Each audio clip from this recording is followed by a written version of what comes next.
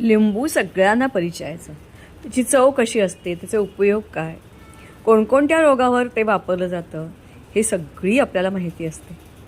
पण लिंबाच्या जन्माची कथा नाही, ती फारशी कोणाला माहिती नसते. आज आपण तीच कथा शिकण्याचा प्रयत्न करणार आहोत. तुम्हाला हे तर नक्कीच माहिती आहे की लिंबाला नैवेद्याच्या पानावर पहिलं वरचं स्थान मिळतं. घरावर आणि देवळाच्या दारावर लिंबू, मिरची, कोळसा टांगून ठेवतात, वाईट एनर्जी घरात येऊ नये म्हणून. याचे औषधी उपयोग तर अनेक. पण हे होण्यापूर्वी लिंबू अस्तित्वात होतं का? हा आहे लिंबासूर राक्षस. तो देवभक्तही होता आणि दुष्टही होता.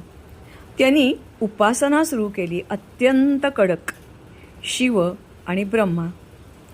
आणि मग अर्थातच या दोघांनाही त्यांनी प्रसन्न करून घेतलं.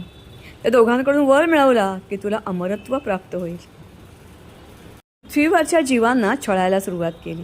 वेगवेगळ्या प्रकारे कत्तली, हत्या, कधी पुराण तर कधी दुष्काळ.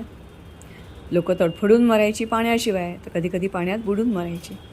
मोठमोठी वादळं, त्याच्यामध्ये झाडं, घरं सगळंच उद्ध्वस्त व्हायचं.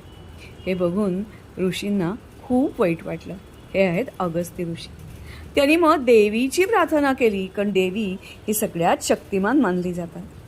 त्या शक्ती त्यांना प्रसन्न झाल्या. देवी कात्यायनी, शाकांभरी, दुर्गा ह्या सगळ्या ज्या उग्र देवता म्हणतात त्या त्यांच्यासमोर प्रगटल्या.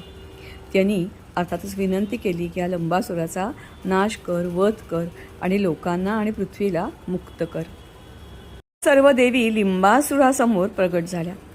त्यांचं रूप बघूनच लिंबासूर घाबरला आणि गयावया करू लागल्या. अशा वेळेला त्या म्हणाल्या, नाही, तुझा वध तर होणारच, पण तुला लिंबाच्या रूपात जन्म घेशील आणि मग ह्या लिंबाला अनन्यसाधारण महत्त्व प्राप्त होईल. म्हणूनच कात्यायनी देवीला, शाकांभरी देवीला लिंबाच्या फळांची माळ करून घालतात. शंकरालाही लिंबू चढवलं जातं आणि माणसाच्या जीवनात प्रत्येक गोष्टीत लिंबू हे असतंच असतं. असं हे लिंबू आणि त्याच्या जन्माची कथा जी जोडली गेली आहे अगस्त्य मुनी, लिंबासूर राक्षस, कात्यायनी, शाकांभरी आणि दुर्गादेवी यांच्याशी.